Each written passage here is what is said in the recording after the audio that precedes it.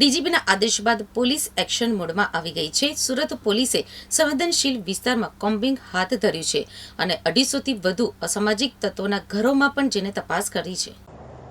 રાજ્યના પોલીસ વડા વિકાસ સહાય દ્વારા અસામાજિક તત્વો સામે કડક પગલાં લેવા માટે સ્પષ્ટ સૂચના અપાયા બાદ સુરત પોલીસ સંપૂર્ણ એક્શન મોડમાં આવી ગઈ છે.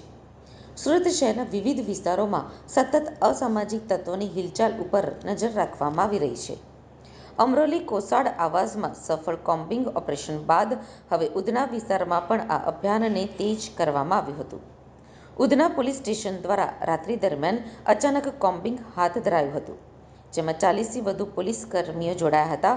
પોલીસે માત્ર શંકાસ્પદ ઇસમોને જ ચેક કર્યા નહીં, પણ અસામાજિક તત્વોના ઘરોમાં પણ અચાનક જ દરોડા પાડ્યા હતા.